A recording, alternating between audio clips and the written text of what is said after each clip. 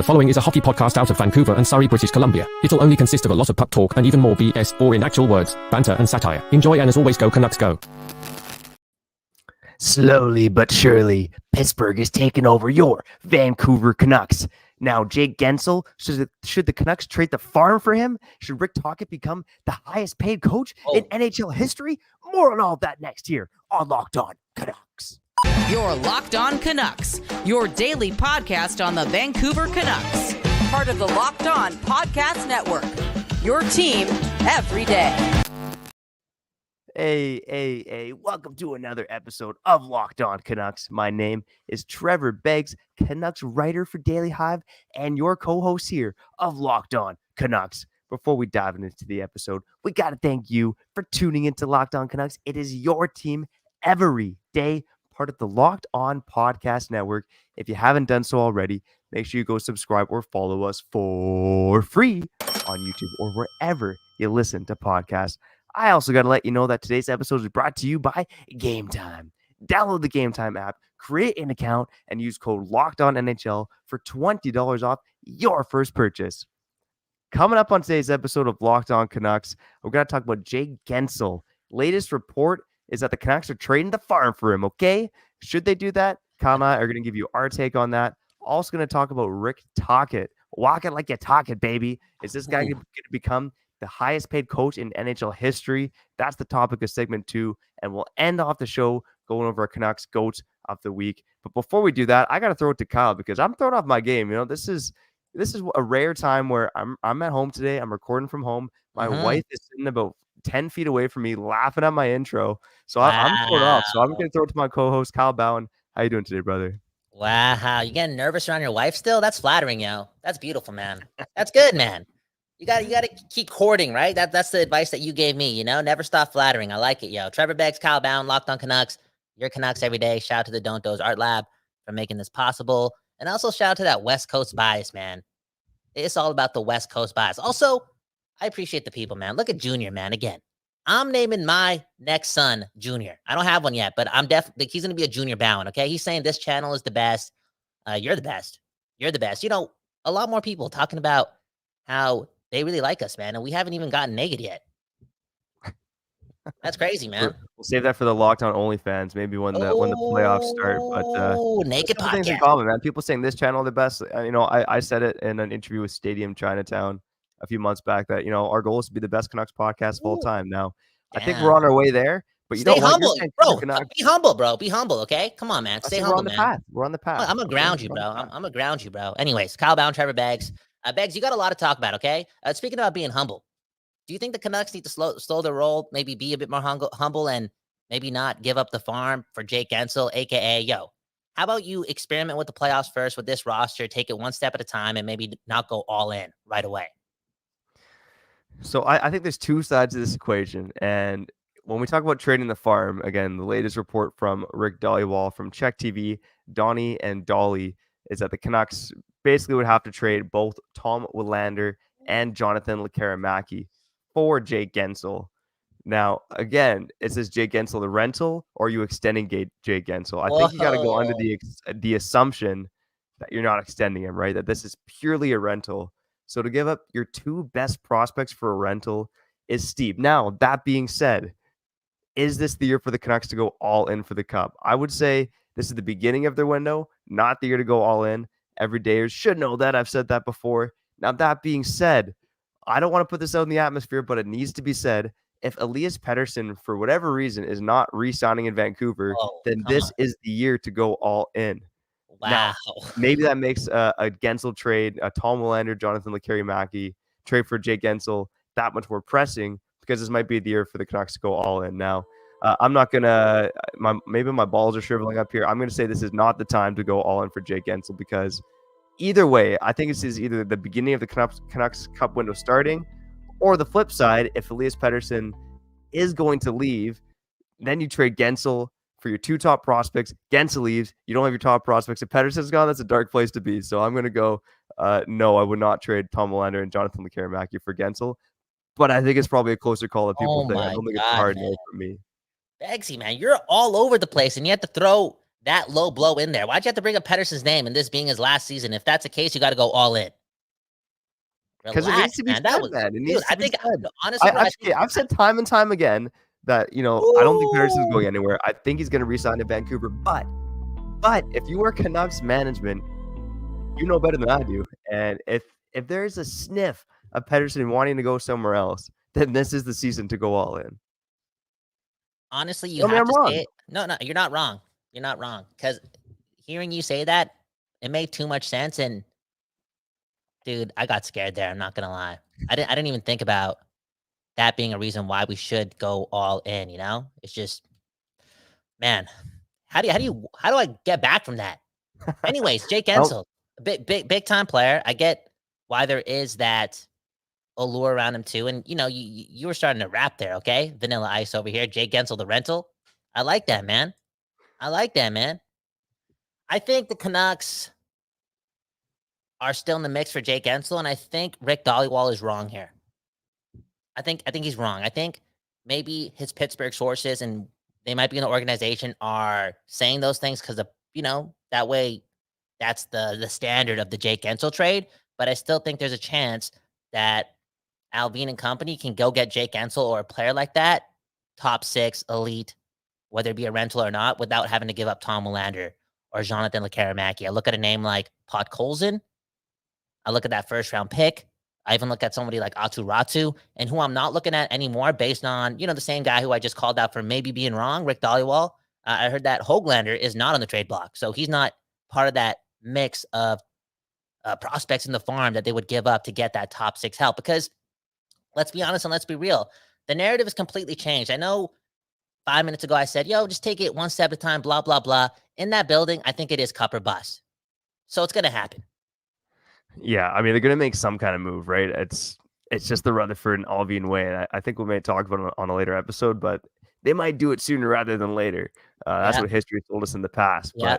But I would tend to agree with you. I don't think the Canucks are going to trade Willander and Lekkerimaki. Look, those are both Alvin draft picks, or right? one of them. Like, I don't think it's going to take both to get Guentzel. I think it's like, one of them, a first round pick and et cetera for Guentzel, right?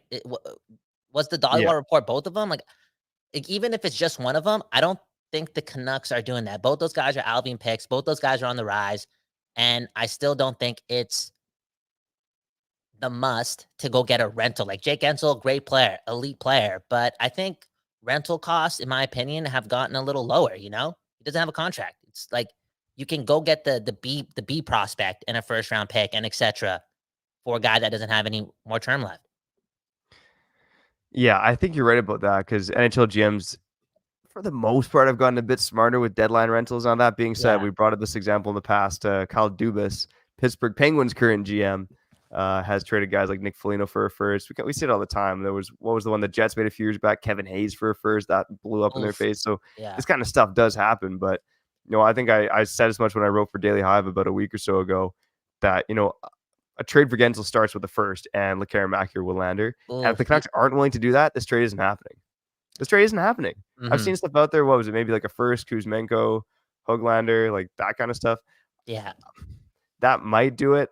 But even then, I don't think the Canucks are trading Hoglander as that report from Dhaliwal mentioned. And I think they would probably, unless they're getting blown away, and I would say a first and Hoglander and Kuzmenko for Guentzel isn't really a trade like a huge steal or anything like that. You got to keep Hoglander around. I mean, this guy is making $1.1 million for the next 2 seasons. He has 12 goals playing on your goddamn fourth line.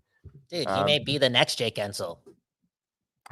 There you go. Hey, that's something right there. No, it's just the truth. Like, he has high-end skill. He's learning the game still. He's made such big steps in his first year under Tocchet. He's been bouncing around the lineup, but he's a contributor. And players like that get a lot better, man. And imagine him having a full year with Pedersen, or whomever the second line center of this team could be. And just going back to that point, I know we're going to talk about it more and more. Let us know in the comments who you want the Canucks to target as their second line center.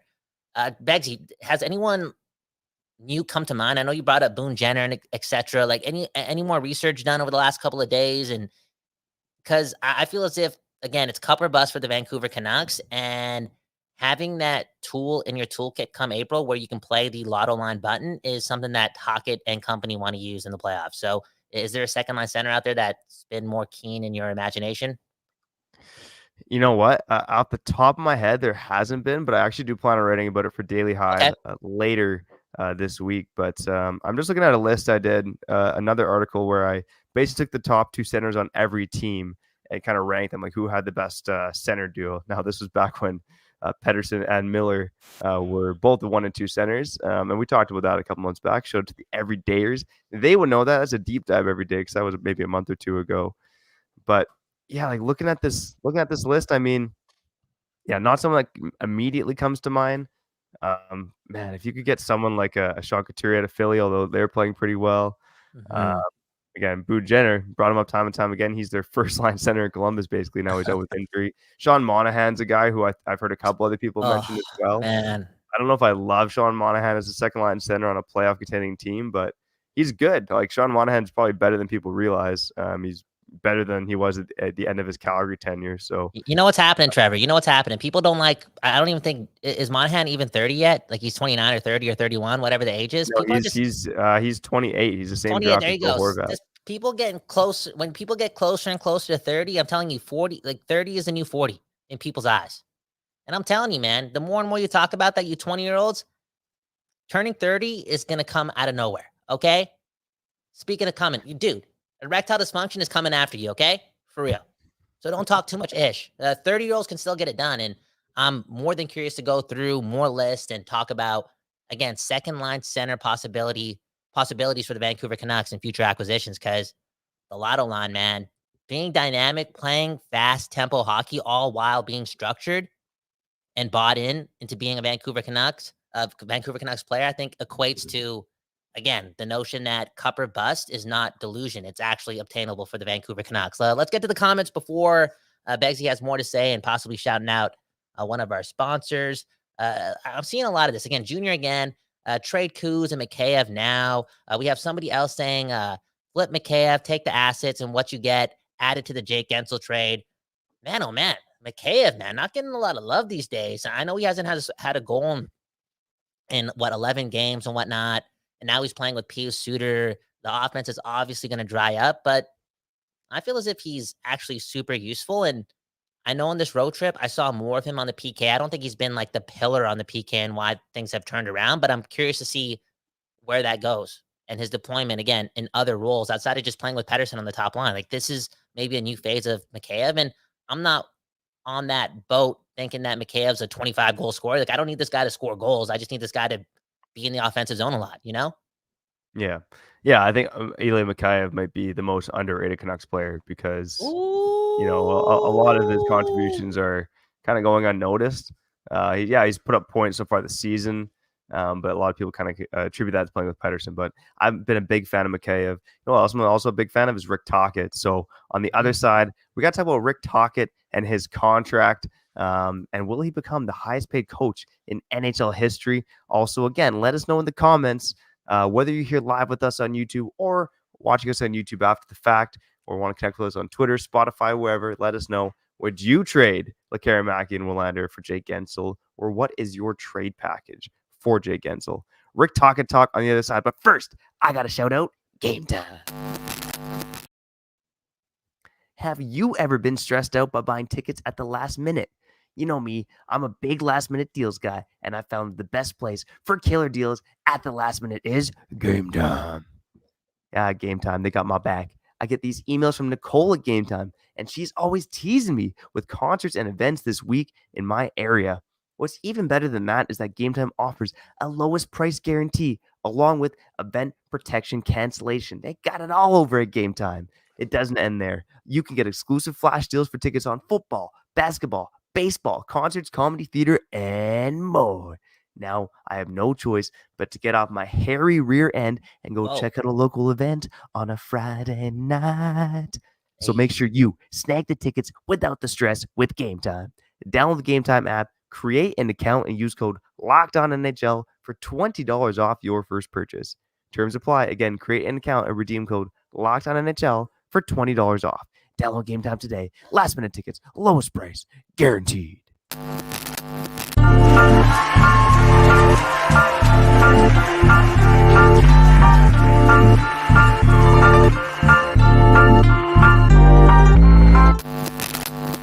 We back on Locked On Canucks. My name is Kyle Bowen. More importantly, that right there is my second best friend in the world, Trevor Beggs. Speaking of best friends, I chilled a lot with my dog last night. I cuddled my dog, man. I looked him in the eyes and just kept saying thank you. Why is that relevant to this conversation? Dude, we say it every day, man.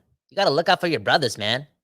You got to give your brothers their flowers every day. And Beggsy, I'm giving you your flowers because I missed you. You haven't even been gone for that long. You haven't even been gone. I just been posting some post-game shows, and it feels as if you and I have been distant. And there was a fan yesterday talking about how this show needs more structure and you need to blah, blah, blah. And I'm like, yo, I'm not the structure guy. Trevor Beggs is the structure guy, and I'm happy to have you back. I'm happy to be back, buddy. And, like I said, you do 80% of the work here on Locked On Canucks. No. I'll say that for the Dude, people. I do 40% of the work. No, I do 33% of the work. You do 33% of the work. And then the listeners, man, they do the rest. And then the Canucks do the 1% of the work. I don't know. Anyways, Kyle Bound, Trevor Beggs, Locked On Canucks. We're about to talk about Rick Tocchet. And then we got Steven here, man. Steven Meyer. Rick Tocchet looks like a thug. All right, Rick Tocchet, he looks like he knows where some bodies are buried. Tocchet, man. Unbelievable, man.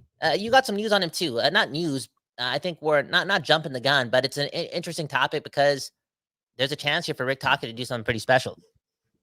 Yeah, I'm going to shout out Rob at Daily Hive, not to kiss the boss's ass or anything, but Rob posted something this morning that honestly wasn't even on my radar and wasn't on the radar of most Canuck fans. But he's basically saying that Rick Tocchet has a contract right now. It actually doesn't expire at the end of this season, but expires at the end of 2024-25. He's making $2.75 million per season, according to reports, and it's up there on Cap Friendly as well. Now, Rick Tocchet, and again, Rob made a great point. Usually coaches don't go into the final season of their contract without a contract, right? Especially if they've done a good job. There's not a lot of lame duck coaches out there, especially guys in Tocchet's position who could potentially win the Jack Adams. And again, he's the front runner to win the Jack Adams right now. So I think we should expect a Tocchet extension probably before the beginning of next season. Now, I would imagine that, Tocchet probably wants to go on a playoff run, see how the team does, see how much of the bag he can secure. Maybe he is making more money right now than he would have been as a player back in the 80s and 90s. But, I mean, Kyle, I'm wondering, Rick Tocchet, could he become the highest paid coach in NHL history? Now, not all coaches' contracts are known, but I think it's safe to assume the biggest ones are known. Now, right now, according to Cap Friendly, the highest paid coach in the NHL on an annual basis is Todd McLellan at $5 million per season. Mike Babcock, as a public records, was the highest paid coach on an annual basis when he made $6.25 million a season for the Toronto Maple Leafs. Mm-hmm. Could Tocchet surpass that number? Do you think Tocchet, if the Canucks go on a long run, or even if they win the Cup, could Rick Tocchet make more than $6.25 million a season and become the highest paid coach in NHL history? Hell yeah, dude. Again, home of the West Coast bias, home of a lot of delusion, and also home of the best team in hockey. If Rick Tocchet wins the Stanley Cup in year one full-time with the Vancouver Canucks, he will become the highest paid coach in NHL history. And that's A, warranted, and B, good for the league. I've said it before, we talk about the personalities and all that jazz with the players. Well, it stems for every individual on an NHL roster. Like the league needs quote unquote more personality, and Rick Tocchet could be quote unquote a face for hockey. Again, somebody brought it up, right? He looks like a thug. Dude, Rick Tocchet has a cool looking face, okay? He'd be good for the game. Imagine that guy winning a cup, lifting the cup in Vancouver. That's a lot of pedigree. And then getting paid like it. I know money isn't everything, but it would just add to the cachet. Now, speaking of the money, I feel as if Vancouver Canucks fans should not give a beep how much this guy gets paid, because it's not against the cap. It's not our money, whatever, man. Let it happen, let it happen. And if he does bring home the ultimate prize, he does deserve that. Now, I will also say this. There has to be a standard, though, okay? Like, how we talk about our expectations and things changing and whatnot, cup or bust, blah, blah, blah. If Rick Tocchet wants that type of deal ASAP, like, again, maybe he doesn't have to necessarily win the cup right away, but I would want a magical playoff run, like get past the second round, be that guy and sign an offseason. Like, it can't just be, successful regular season, game 7 in the first round. We did it. We took a step. Great. Cool. We'll extend you. But if he wants that lucrative deal, which, for a guy who likes money, Rick Tocchet likes money. I think we all know that. Yo, get somewhere far in the playoffs. Make us feel a different way. Yeah, and that might be it, Kyle. Like if the Canucks do make it to the conference finals, maybe that does secure Rick Tocchet. Mhm. Largest contract. Maybe I shouldn't say largest contract because Mike Babcock's contract was ridiculous. 8 years, $6.25 million a season. Bro, The could hell? you coach? Could you coach? Could you be a coach? I don't think so. Like, To are be you gonna honest. coach? Are you gonna coach like your daughter, your son grow up? You know, they're playing soccer, Timbits soccer, Timbits hockey. You're gonna volunteer to coach, Yeah, maybe. dude. Maybe You we'll got see to how it do it, goes, man. I man. mean, my You got kids to are do it, 3 man. and 6 months, so or 7 months now, I guess. But got some time to figure that How out. about this But question? Another one. Are you driving? Are you driving your kids around and their friends on field trips when they get older? Dude, yeah, that if I can sounds get it off hectic, work, man. 100%. That's hectic, though, man. That's hectic, man. As I long as I don't have a minivan, man. I got a horror story from my friend where he like was in a car on one of those field trip once, and his fingers got caught in the minivan of his like friend's mom's car. Like just and like horror and stuff then right he there, man. sued the family and thus leading For them not to be friends millions. anymore. Wow, dude, No, that's a he little just screamed and they tragic. opened the door, and he Unbelievable, ended up not having like irreparable damage. But man. Oh jarring man, stuff right there, man. straight up, Um, that's even more scarring than Rick Tocchet leaving us for another organization. But that's not going to happen, okay, buddy? Okay, Rick Tocchet man. is going to become. I'm going to say it. He's going to become on an annual basis the highest paid coach in NHL history. Because I think Yeah, Aquilini has shown that he's got certainly got his flaws as an owner. But aside from that weird COVID season, he's shown a propensity to spend money, and he wants the high profile guys. look at Jimmy right here. So Why are we talking about coaching in minivans, Jimmy? Why not? Why I'm not, a dad, Jimmy? buddy. I'm a It is dad. what it is. Now, I want to give Aquilini some credit, okay? I know I'm going to get canceled here. Well, People are gonna not going to subscribe anymore. Well, but think about it, okay? So tough spot. Can you even say that a bit about a billionaire? Of course you can. We're all humans at the end of the day. We all got feelings, okay? And he's on Twitter and X, and he knows everyone's coming after him, blah, blah, blah. A year and a half ago, he fires everyone. And I guarantee this guy had to shell out a lot of dough to get Rutherford in the building. You know what I'm saying? So he just like X'd out a couple of employees, still paying the millions, and then he brought Rutherford, and the rest is history. Jimmy, don't worry. We're talking more about the hockey players on this team on the other side, okay? Kyle Bound, Trevor Beggs, Locked On Canucks. Let's read some more comments before we get to that. Major, man, he thought this episode had something to do with not selling the farm, but selling the harm. Okay, I think this guy was concerned about Harmon Dial leaving Vancouver, man. That would be a whole too, man, for real. And then we had another comment that made me think here, man.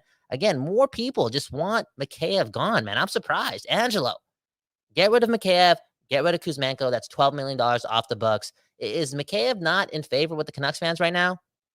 Who knows? Again, Kyle Bound, Trevor Beggs. Who we shouting out? all right, let's wrap up this episode. Talk about the Vancouver Canucks goats of the week. But before we do that, I'm going to shout out Sleeper. It's the halfway point of the NHL season, and Canucks fans, you cheer for the best goddamn team in the NHL. It's hard to be the best at something, but if you want to be the best at playing daily fantasy hockey, make sure you do so on Sleeper, the official daily fantasy app of the Locked On NHL Network. Sleeper is my number one choice for daily fantasy sports, and especially daily fantasy hockey, because with Sleeper, you could win 100 times your cash in daily fantasy hockey contests. All you have to do is pick whether studs like Andrei Kuzmenko, Ilya Mikheyev, or Jake Guentzel will record more or less in their Sleeper projections for things like goals, assists, saves, plus, minus, and more in a given game. To win a 100 times bet on Sleeper, you need to correctly predict the outcome of 8 player stats. You heard me, Canucks fans. You can win 100 times your money playing daily fantasy hockey with Sleeper. So start paying attention and nail your picks so you can start winning big. Use promo code LOCKEDONNHL and you'll get up to a $100 match on your first deposit. Terms and conditions apply. That's code LOCKEDONNHL. See Sleeper's terms and reviews for details and locational availability.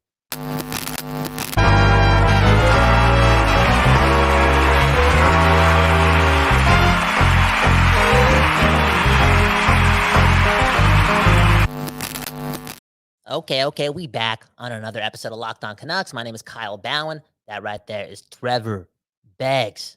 Okay, and this is the home of the Don't Those Art Lab, where the show gets produced. Shout out to the Locked On Podcast Network. Hit the like button, subscribe, and also remember, man, home of the West Coast vibes, baby. That's all that matters. Hey, speaking of the West Coast, I know, Jimmy, you're not going to like this. If you don't like this, it's okay. You can leave. But I got to ask the people, and I got to put out a warning for the people, right? A snowstorm coming. You might be listening to this in your car. and Vancouver sucks at driving in the snow. Like we had 1 centimeter of snow last week, and dude, ICBC had problems last week, you know? So do you have any advice, Trevor, because you're a good Canadian kid. Again, if you don't know, Trevor has a Celtic Warrior tattoo on his arm. He's Canadian. He's cool with the cold. He can drive in the snow. What's like the number one tip for drivers in the snow? Put you on the spot.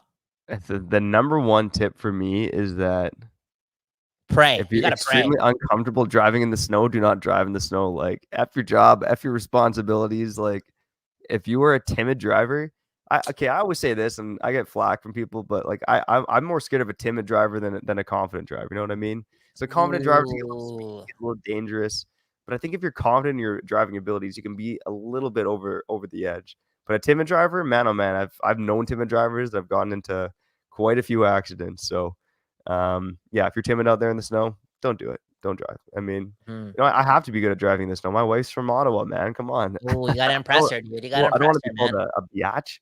Dude, you know what's crazy, man? I feel as if again, like G Ellis, one of our best mans, he agrees with you, right? We got a lot of timid drivers, and now this is like very heavy in social media, very heavy in marketing. Vancouver sucks at driving in the snow. A couple years ago, it was Vancouver's not friendly, right? Can't make friends in Vancouver. Now it's like, again, we're absorbing this energy that the snow is literally like fireballs flying from the sky. And we got to get over that, okay? I'm case in point. We'll get the goats in the week, but I was scared to drive in the snow for years and years and years, and something happened last year, man. Something happened. I'm like, yo, screw it. I'm not scared of the snow. I'm Canadian. I am Canada. I'm the Canadian Hindu of the year. What? Anyways, Trevor Beggs, goats of the week, aka the players of the week. I'm really excited for you to go down this list because I think it's going to be fascinating. It could go in so many different ways. So let's run it on Locked On Canucks. Again, goats of the week.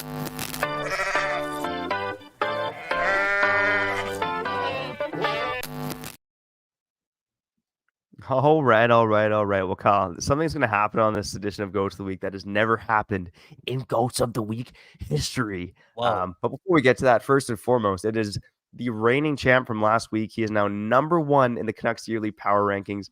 It is Elias Pettersson. Okay. Wow. So I will say as a caveat, since we did this last Tuesday, I did it from games that were Tuesday last week, so the Islanders game, to Monday against Columbus. So the last 4 games did not include the Rangers game on Monday. But over the last 4 games, Pettersson still has 4 goals and 6 points in his last 4 games. I know his point streak was snapped against Buffalo. But man, oh man, I thought Pettersson throughout the week was just driving offense, man. And we've definitely seen Pettersson kind of slowly level up throughout the season, but he's really unlocked another level playing on the lotto line, man. It's just like, and bro, it's unbelievable to watch. And sorry to cut you off, but I just want to say, like, Trevor Beggs called this, okay? He called this in early January, okay? And it wasn't because Pettersson was stacking up points in December or in late December. He just liked the way he was playing games. And we kept bringing this up. People weren't happy with the point production. They said that this guy was not a bust, but, just don't extend this guy. Trade this guy. He's not the guy you want, blah, blah, blah. We kept saying it. This guy's still the most engaged player on the ice. Defensively doing his thing, always trying to lay the body out whenever he times it out right. You can't doubt a guy like that. And him being an assassin on the ice offensively is in full display right now. And I wouldn't be surprised. I know it's a bit of a thing to say, full of bias, to say that this guy can do this for the rest of the season, for the next 30 plus games. But this guy isn't a contract year, so he can do it the rest of the way. 100%, man. Okay, so this is something that's never happened in Go to the Week history, but I got 2 goalies on the list this week. At number 2, I have Thatcher Demko, and at number 3, I have Casey DeSmith. Okay, lots of talk about the lotto line, the offense getting it done, but over the last 4 games, Thatcher Demko gets 2 wins, a .951 save percentage, and 1 shutout against the Sabres. And Casey DeSmith, I thought he was rock solid in both of his starts as well. Gets the win over the New York Islanders, looks great in that game. Get another game where the Canucks hot start and then start to give up more as the game goes on. But I think that Islanders game was kind of squared away by the time they hit the 3rd period. He was great in that game, and I thought against Columbus on Monday, when the team was dog tired, playing like poo-poo, DeSmith stood tall and really willed that team to get an extra point, despite the team, really not looking good, especially in the latter half. Would you sign him? I dropped that episode yesterday. I had to re-upload it because of some technical issues, but I did ask the question, I know we got Silovs and company. Are you extending Casey DeSmith ASAP? Yeah, it's about the cup. It's about the cup. It depends on the extension, obviously. I'm not gonna, break the bank for him, but man, 32, I'd be comfortable giving him a 3-year deal, to be honest. If the AAV is someone around 2 million, he's 1.8 right now. If you can get to Smith for like 2.5 or under for the next 3 Wow. seasons, I'd lock Wow. him up. I mean, honestly, Silovs, he's gonna get a shot at some point, whether it's in Vancouver or somewhere else. Honestly, like I've watched him in Abbotsford this season, and he's piling up the wins. Some games he looks great, and other games he looks really mediocre.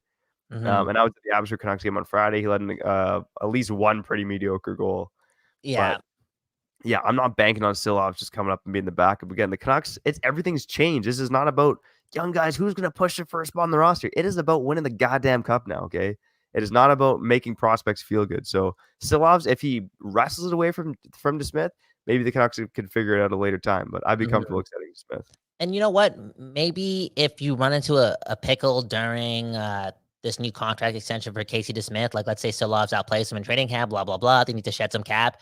If Casey DeSmith is still pulling out these numbers where he's having 25 starts and his save percentage is at 920, you best believe there's going to be a lineup of teams wanting Casey DeSmith in their organization. Right. So it's going to be a contract that's easy to move. Who's number 4 on your list? All right, let's go to number 4 and 5 because, man, we're already over the half an hour mark. The overlords won't like this at Locked On. Number 4, I have Filip Hronek. I thought he really looked strong this week, was great against the Islanders. He was a positive, one of the top Canucks in terms of possession in every game, except in that game against Columbus where the whole team stunk. Hronek scored against the Islanders, had 4 points in 4 games. And at number 5, I had JT Miller, who I thought it was a really interesting week for JT Miller. He has the worst possession metrics on the Canucks.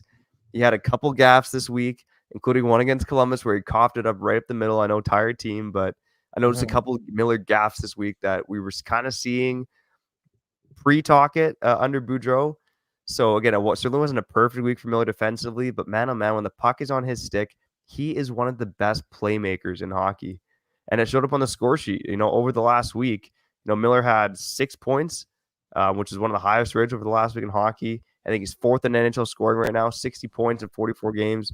I believe I saw a stat that he was the 4th fastest Canuck to get to 60 points in 44 games. So I think it was a really interesting week from JT Miller where there was some bad, but definitely the good kind of overshone the bad, in my opinion. That's JT Miller for you, though, man. And it's all good. It's all good. I wouldn't say man. he's the Canucks MVP, though. Yeah, it's Hughes or We've had Pettersson, that man. It changes all the time. I'm really interested to see how the Canucks do the rest of the way. Of course, they got the 5-game homestand. And then I think eventually they have like a 9 or 10-game homestand still in this calendar of theirs in the regular season. It's going to be a really fascinating end to the season, but I'm going to say it right now, and I'm not jinxing it. Like, this team is stacked. They got the big 6, full of superstars, well coached, well structured. The leadership at the top is there. They're going to continue everything that we just saw during the quote-unquote first half of the season. And it's going to be easier to do so because this team's schedule has been really tough, man. It's just the truth, and it's going to ease up here, and they're going to gear up for the playoffs, man. It's a really fun time to be a Vancouver Canucks fan. And again, keep your hopes high. Don't be scared of Edmonton. I was listening to Halford and Bruff this morning. They're like, yo, we'd rather have Seattle. I get it. The geography, the less travel, blah, blah, blah. But they ultimately said that Edmonton's a better team, and they're kind of scared of Edmonton. Dude, first place teams, they don't get scared of that first round matchup, okay? And if you're scared, you're going to lose. And if we are scared collectively as a fan base, the Canucks are going to hear it, feel it, because, we're neighbors, bro. We share the universe together. So keep your spirit high and arrogant and confident when going into the first round of the playoffs. One love to all the listeners. Hey, shout out to Callum Sandu, okay? He really likes the goat horn, and he also brought up Archie Baines again earlier in the comments. Maybe we'll talk more about Archie Baines later on in the next couple of weeks, because, man, oh man, that dude is the Punjabi prince of Vancouver, okay? Anyways, Kyle Bowen, Trevor Beggs, sign us out.